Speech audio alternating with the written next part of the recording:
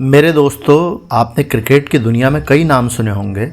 सचिन तेंदुलकर, जिन्हें कि क्रिकेट का भगवान कहते हैं, MS धोनी, जिन्हें कप्तान कूल कहते हैं, विराट कोहली, जो कि जुनून की मिसाल कहलाते हैं, और रोहित शर्मा, जिनको कि लोग टाइमिंग का उस्ताद कहते हैं। लेकिन आज मैं जिस खिलाड़ी की बात करने जा रहा हूँ, वह सिर्फ खेल के मैदान का सितारा नहीं, बल्कि जीवन संघर्ष में भी एक योद्धा है। एक ऐसा खिलाड़ी जिसकी बल्लेबाजी में जितना आक्रमण है, उससे भी कहीं ज्यादा उसकी आत्मा में धैर्य है। एक ऐसा इंसान जो जमीन पर गिरा, लेकिन वहां से फिर उठकर सिर्फ चला ही नहीं, दौड़ा और इतिहास रच दिया। उसका नाम है ऋषभ पंत। जी हाँ, उसका नाम है ऋषभ पंत।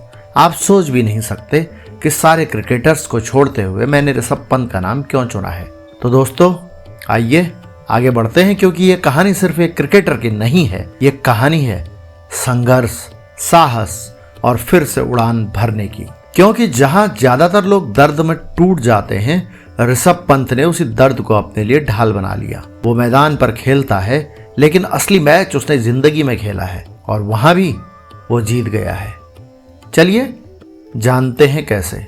अभी हाल ही में आपने देखा होगा, ऋषभ पंत के क्रिकेट प्रदर्शन ने दुनिया को चौंका दिया है। गाबा में ऑस्ट्रेलिया को हराने से लेकर इंग्लैंड के खिलाफ मैच जिताने तक वो हमेशा मैदान में एक्सप्लोसिव रहे हैं। लेकिन जो सबसे ज्यादा चौंकाने वाला था, वो था उनका मैदान से बाहर का संघर्ष, जहां उनके सामने न कोई गेंदबाज था, न अंपायर, लेकिन जिंदगी खुद उन्हें चुनौती दे रही थी। ऋषभ पंत जितना पसीना मैदान पर बहाते हैं, उससे कहीं ज्यादा उन्होंने जिंदगी की जंग में बहाया है। उनकी मानसिक शक्ति, संघर्ष करने की क्षमता और धैर्य इंसानी हदों से परे है। ये कहानी एक क्रिकेटर की नहीं, एक योद्धा की कहानी है। याद है आपको 31 दिसंबर 2022, ऋषभ अपने घर उत्तराखंड के रुड़की जा रहे थे। थकान के बावजूद खुद गाड़ी चलाने का निर्णय लिया था। दिल्ली देहरादून हाईवे पर उनकी कार बेकाबू हुई और डिवाइडर से टकराकर पलट गई। टक्कर इतनी जबरदस्त थी कि कार में आग लग गई। ऋषभ खुद को खींचते हुए जैसे तैसे बाहर लाए। पैरों में गहरी चोटें थी, घुटनों में लिगामेंट्स फटे हुए थे, पीठ झुलस गई थी, सिर पर भी चोट थी। उस पल में शायद शरीर से ज्यादा आत्मा जख्मी हुई थी। ऋषभ को तुरंत अस्पताल ले जाया गया। डायलिसिस, IV, ऑक्सीजन सब कुछ चल रहा था, लेकिन डॉक्टर्स की निगाहें एक ही सवाल खोज रही थी, क्या यह खिलाड़ी फिर से चल भी पाएगा। मेडिकल रिपोर्ट बहुत खतरनाक थी। कुछ मांसपेशियां इतनी क्षतिग्रस्त थी कि उनमें फिर से ब्लड फ्लो शुरू करना पड़ा। त्वचा पर बर्न्स थे। हम उन्हें बचा सकते हैं, पर खेल में वापसी नामुमकिन लगती है, ऐसा डॉक्टर्स का बयान था। सबसे बड़ा घाव शरीर पर नहीं, आत्मा पर हुआ था। एक ऐसा लड़का जिसकी पहचान ही उसकी फुर्ती, चुस्ती और आक्रामकता थी, अब हिल भी नहीं पा रहा था। अब इसका करियर खत्म हुआ। बहुत हुआ, पंत ओवररेटेड है। सोशल मीडिया पर इस तरह की अलग अलग अफवाहें फैल रही थी। ऋषभ पंत चुप थे, लेकिन अंदर कुछ बोल रहा था, नहीं, अभी मेरी इनिंग बाकी है। वो रातें जब नींद नहीं आती थी, दर्द किलर्स की डोज, स्ट्रेचर पर उठाया जाना, एक हफ्ते तक सिर्फ छत को देखते रहना। लेकिन इसी दौरान उनके दिमाग में एक बात बार बार गूंजती थी, अगर मैं एक बार फिर चल सका तो दौड़ूंगा भी और इंडिया के लिए खेलूंगा भी। उनकी माँ उस पूरी प्रक्रिया में साथ थी, हर दर्द की घड़ी में। वो हर सुबह बेटे के चेहरे पर मुस्कान लाने की कोशिश करती थी, चाहे खुद अंदर से टूट रही हो। माँ ने कहा था, भगवान ने तुझे बचाया है, तुझे सिर्फ अब खुद को साबित करना है। जब शरीर नहीं चला तो हौसलों ने रास्ता दिखाया। जब डॉक्टर्स ने उम्मीद छोड़ी, ऋषभ ने उसे अपने संकल्प में बदल लिया। कहानी यहीं से शुरू होती है, मैदान से नहीं, स्ट्रेचर से। क्योंकि असली टेस्ट मैदान पर नहीं, जिंदगी के ICU में लड़ा गया था। हर दिन एक जंग थी, फिजिकल थेरेपी और मानसिक जूझ की। क्रिकेट में चोट लगती है, फिर प्लास्टर भी होता है, आराम होता है और वापसी हो जाती है। लेकिन ऋषभ पंत की चोट सिर्फ मांसपेशियों की नहीं थी, उनकी आत्मा तक हिल गई थी। ये कोई साधारण रिकवरी नहीं थी, ये तो हर दिन का एक युद्ध था, खुद से, दर्द से, थकान से और डर से। एक्सीडेंट के बाद पहले 2 महीने ऋषभ व्हीलचेयर पर थे। न स्नान कर रहे थे, न अकेले बिस्तर छोड़ सकते थे। हर दिन फिजियोथेरेपिस्ट और एक असिस्टेंट की मदद से सिर्फ बैठने की कोशिश करते थे। तीसरे महीने में क्रचेस यानी कि बैसाखी का सहारा लेकर उन्होंने चलने की कोशिश शुरू की। हर कदम पर दर्द, हर कोशिश के बाद थकावट, लेकिन उनका एक ही फोकस था, मैं रुकूंगा नहीं।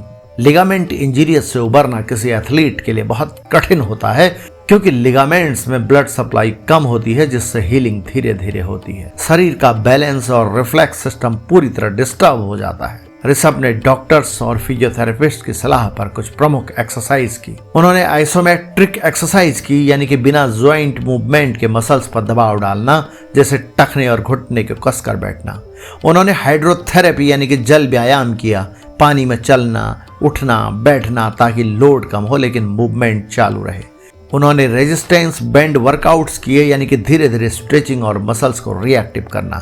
उन्होंने बैलेंस ट्रेनिंग ली, एक पैर पर खड़े रहे ताकि न्यूरोमस्कुलर सिस्टम फिर से सक्रिय हो।